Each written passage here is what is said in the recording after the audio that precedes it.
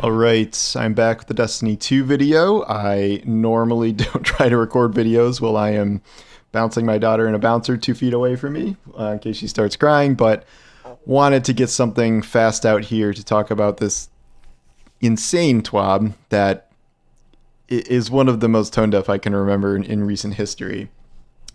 There's a lot here. I'm going to kind of do the highlights here. I'm not going to talk about the second raid race for the same raid. That's something. But there's a lot of stuff about rewards and time limits and nerfs and buffs for the portal. And barely any of this makes any amount of sense to me. We know stuff already about how 550 is the new 450, but they do not seem to be doing anything all that significant to increase the time it will take to get there. And obviously this completely negates any time anyone spent getting to 450, which will probably take you the vast majority of this half season if you decided to beat your head against a wall. In terms of the portal stuff, okay, so they're doing the thing that we said where they need to increase the time limits on a number of the Fireteam's op things, especially on Grandmaster. These 15-minute timers for stuff where like you have to sit on plates for 5 minutes alone is ridiculous. They also thought it was a good idea that, oh, well, we might as well reduce the Starcross timers and the Solo Ops timers because reasons. So that's, good for Fireteam ops specifically. After this, everything is not great. So they think that locked loadout gives too many multiplier points. So they are reducing that, and then they are doing also another loadout player stake that is called Touche that combines locked loadout and avant-garde. You may recall avant-garde being the one that requires you to use all new gear, which really does not make a lot of loadouts available at all, and destroys most prismatic builds in terms of if you're trying to get any build past that modifier, and of course it gives you a lower multiplier.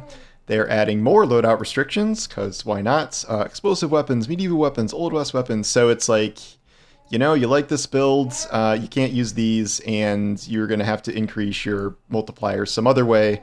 Loadout restrictions usually don't come with a power increase, so you are then going to have to probably do ones that give enemies plus 10, plus 20 for the same amount of boosts, especially now that locked loadout has been reduced.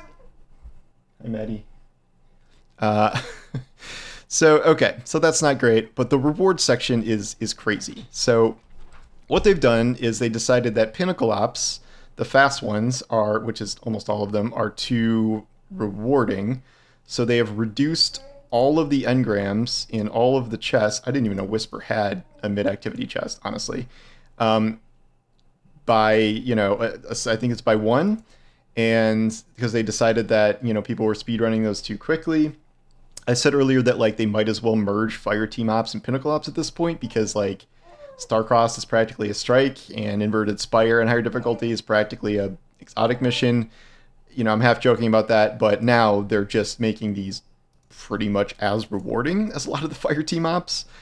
This will make it ridiculously hard to farm the Bushido set and those weapons if this remains the only place to get them. Fireteam ops, they were making 3 changes in addition to the timer thing. Liminality gets 2, Inverted Spire gets 2, Widow's Court, Onslaught gets 4 because that's super long. So we have lost all of these Pinnacle ops things, and we are getting some increased rewards on some of the things. And so maybe that will change. They don't want to be constantly updating activities because it would create uncertainty in the rewards, but they'll review the data every major release. So every 3 months, they might change something. I'll skip past this for now. Solo ops, they are nerfing solo ops, obviously. The speed, ease, and consistency of this is drowning out most other options, especially at 400 plus. We are using a relatively light touch. Reduce power earned for a given grade in solo ops by 1 compared to Fireteam ops, Pinnacle, and Crucible. So, you're still getting rewards, but the power you're getting is worse than the other ones, because we needed to nerf solo ops somehow, and this is the way to do it.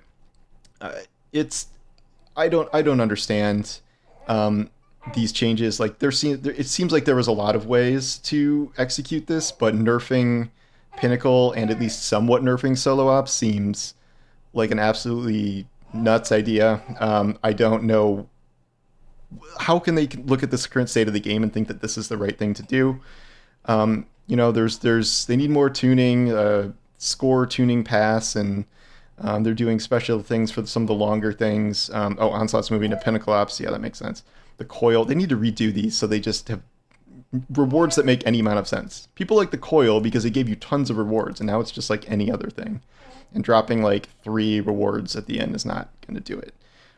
There's a solo operative score boost for Fireteam and Pinnacle Ops for solo players, since we don't want solo players playing solo missions too much.